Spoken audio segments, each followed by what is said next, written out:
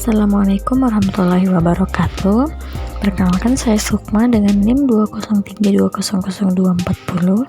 Di sini saya akan mempresentasikan mengenai kepemimpinan mutu, di mana dosen pemampunya itu ada Pak Dr. Fridianto MPD. Nah, pada slide pertama ini kita membahas tentang kepemimpinan, di mana kepemimpinan itu adalah suatu proses mempengaruhi kegiatan seseorang atau kelompok dalam situasi tertentu untuk tujuan bersama. Artinya, terjadi proses interaksi antara pemimpin yang dipimpin dan situasi. Kepemimpinan seyogianya melekat pada diri pemimpin dalam wujud kepribadian, kemampuan, dan kesanggupan guna mewujudkan kepemimpinan bermutu atau total quality management. Nah, kepemimpinan ini berbeda dengan pemimpin, di mana kepemimpinan itu kemampuan untuk mempengaruhi tingkah laku orang atau kelompok dengan maksud mencapai tujuan yang diinginkan bersama. Sedangkan pemimpin adalah seorang atau sekelompok orang sebagai kepala, komandan, dan ketua, dan sebagainya. Dari pengertian di atas, maka dapat disimpulkan bahwa kepemimpinan itu adalah suatu proses mempengaruhi kegiatan seseorang atau kelompok dalam situasi tertentu untuk tujuan bersama. Kepemimpinan adalah unsur penting di dalam total quality management. Dikatakan bahwa pemimpin yang efektif menurut konsep TQM adalah pemimpin yang sensitif atau peka terhadap adanya perubahan, dan pemimpin yang melakukan pekerjaannya secara terfokus. Dalam konsep TQM, memimpin berarti menentukan hal-hal yang tepat untuk dikerjakan, menciptakan dinamika organisasi yang dikehendaki agar semua orang memberikan komitmen bekerja dengan semangat dan antusias untuk mewujudkan hal-hal yang telah ditetapkan. Nah, di slide kedua ini membahas tentang tipe kepemimpinan. Yang pertama itu ada tipe kepemimpinan otoriter. Apa itu tipe kepemimpinan otoriter? Tipe ini menempatkan kekuasaan di tangan satu orang. Artinya pemimpinan bertindak sebagai penguasa tunggal. Kedudukan dan tugas anak buahnya semata-mata sebagai pelaksanaan keputusan atau perintah yang diberikan. Bahkan kehendak pimpinan memandang dirinya lebih dalam segala hal dibandingkan dengan bawahannya. Kemampuan bawahan selalu dipandang rendah sehingga dianggap tidak mampu berbuat sesuatu tanpa diperintah. Lalu yang kedua itu tipe kepemimpinan kendali bebas. Nah, tipe ini merupakan kebalikan dari tipe kepemimpinan otoriter.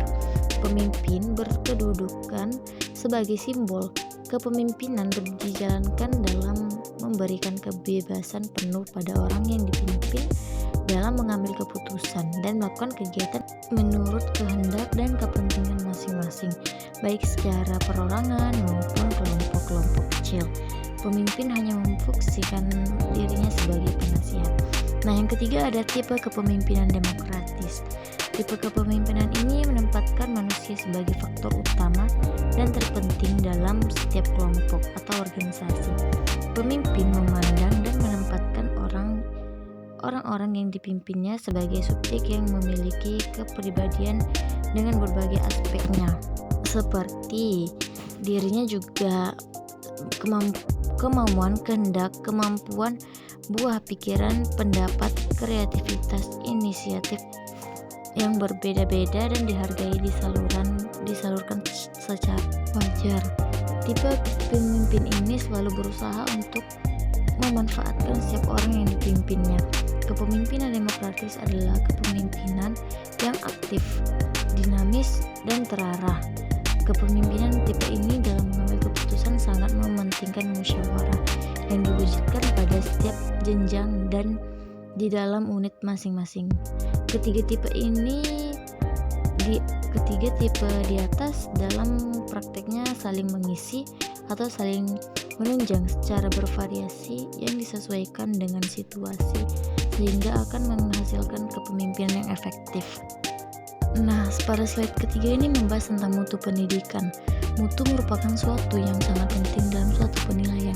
Mutu adalah ukuran baik buruk suatu benda, taraf atau derajat dan kualitas istilah mutu dipahami secara beragam oleh berbagai pihak.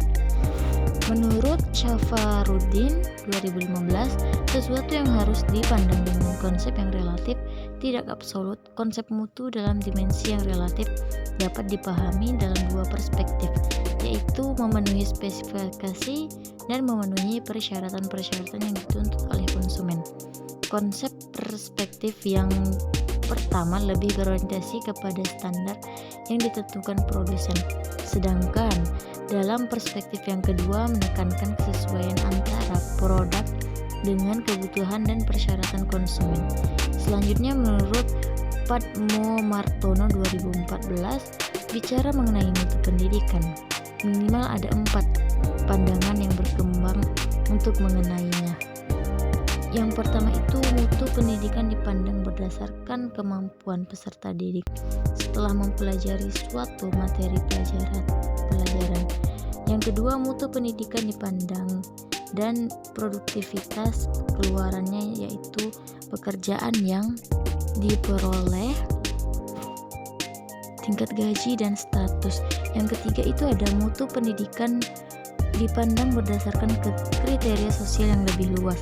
Lalu yang keempat, mutu pendidikan ditinjau dari komponen pendidikan yang bermutu seperti keadaan guru yang memiliki kualifikasi akademik, sarpras, dan manajemen pendidikan yang baik. Secara substantif, mutu pendidikan diterjemahkan sebagai suatu kondisi dinamis yang berhubungan dengan produk atau output, jasa atau pelayanan, manusia, proses, dan lingkungan yang memenuhi atau melebihi harapan. Selanjutnya, kepemimpinan mutu pendidikan. Dalam prinsip manajemen, kepemimpinan merupakan kunci pokok karena menjadi inti dari seluruh aktivitas manajemen. Dari meja pemimpin, seluruh aktivitas manajemen dimulai, dan pada meja tersebut aktivitas manajemen diakhiri. Pemimpin memegang tanggung jawab yang tinggi dalam mensukseskan pencapaian tujuan organisasi.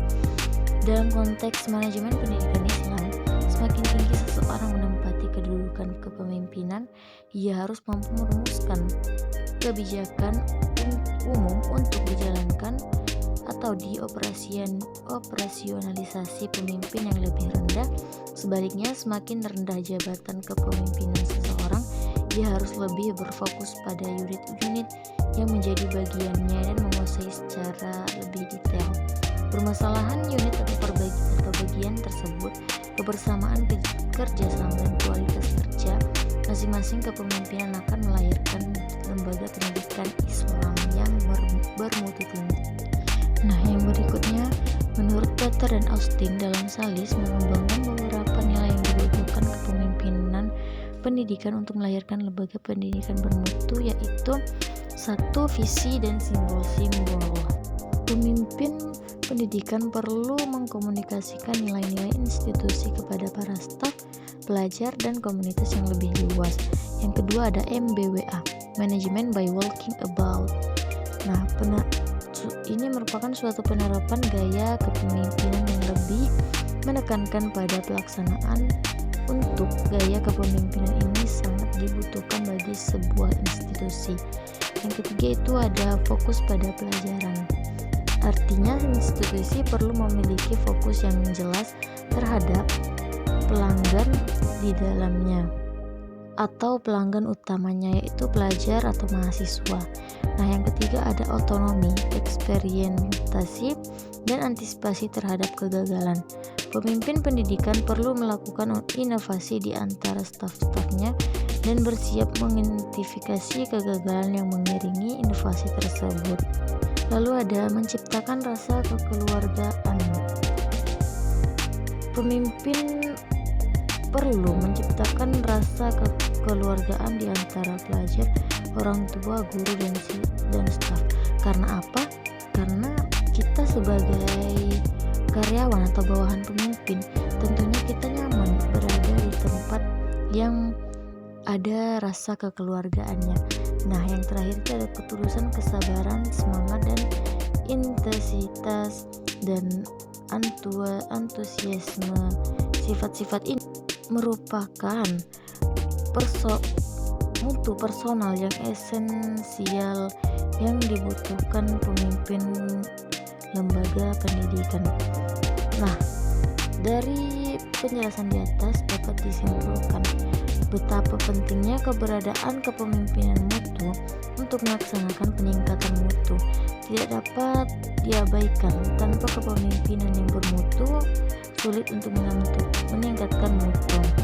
Persyaratan untuk meningkatkan mutu adalah kepemimpinan yang bermutu, jadi tingkatkan dulu mutu kepemimpinan baru meningkatkan mutu lembaga pendidikan. Baiklah, hanya itu yang bisa saya sampaikan mengenai kepemimpinan mutu. Mohon maaf apabila ada kesalahan. Saya akhiri. Wassalamualaikum warahmatullahi wabarakatuh.